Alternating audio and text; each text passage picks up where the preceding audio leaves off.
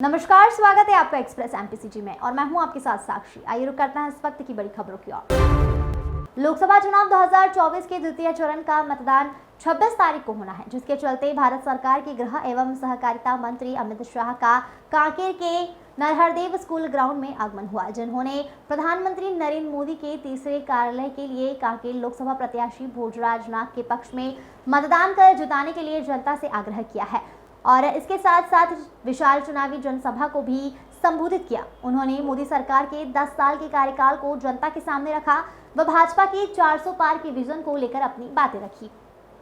Ripudaman Singh base की report. आज कंक ऋषि की इस महान तपोभूमि पर माता दंतेश्वरी, मां योगमाया, कांकेश्वरी, मां बलमेश्वरी, मां महामाया, शीतला माता, बड़ा देव और बूढ़ा देव सभी को प्रणाम कर कर मेरी बात की शुरुआत करना चाहता हूं। जल, जंगल और जमीन के लिए शहीद होने वाले शहीद गेंद सिंह जी को भी प्रणाम कर कर मेरी बात की शुरुआत करना चाहता हूं। भाइयों और बहनों, सबसे पहले मैं प्रभु श्री राम के नैनीहाल में आया हूं और हम सब ने अपने जीवन में इस 17 तारीख को एक अनुपम दृश्य देखा।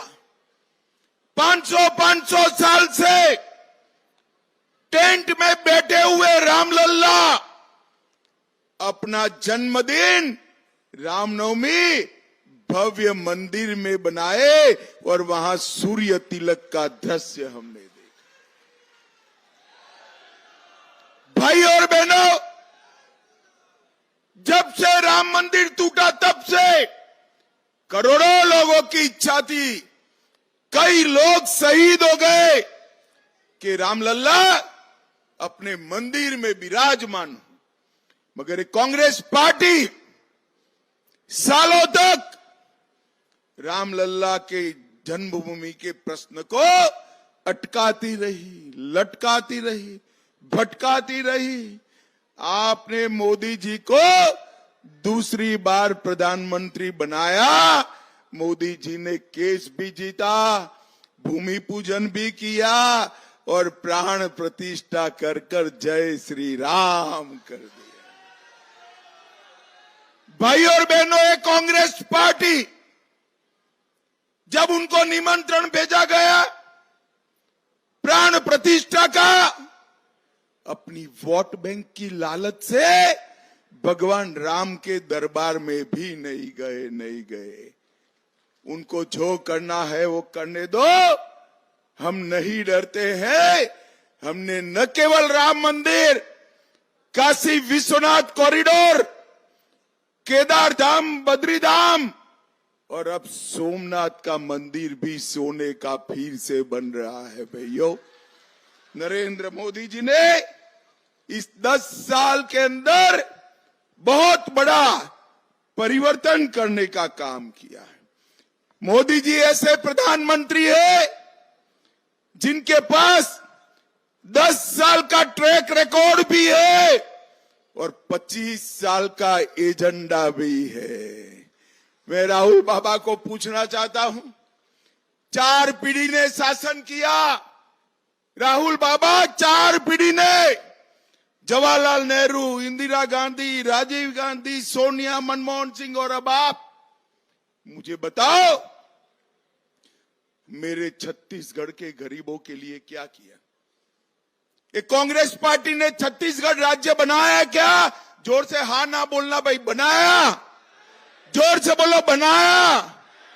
महतारी वंदन का पैसा भेजा, किसानों को पैसा भेजा, तेंदुपत्ता वालों को बोनस दिया, माताओं के घर में गैस का सिलेंडर दिया, गरीबों को घर दिया, गरीबों को शौचालय दिया, नल से जल दिया, किसान का 3100 रुपया में चावल धान खरीदा और हर गरीब को 5 किलो अनाज मुफ्त में देने का काम किया क्या?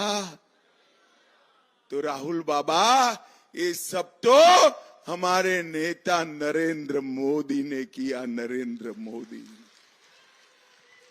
आप छत्तीसगढ़ आओ तब इस बात का हिसाब लेकर आना।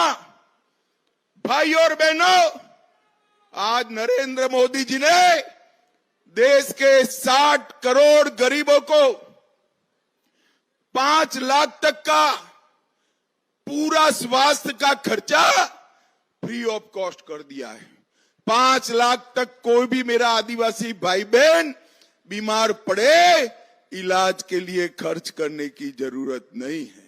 और मैं आज कहने आया हूं एक मोदी की गारंटी।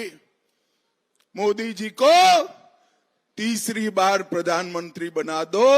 70 साल के ऊपर के गरीब क्या, पैसे वाला क्या, गांव क्या, शहर क्या, सभी का 5 लाख तक का खर्चा माफ हो जाएगा। ये मोदी का गारंटी। मैं आज कांकेर की भूमि पर से देश भर के वरिष्ठ नागरिकों को कहने आया हूं, फॉर्म अभी से भर लेना।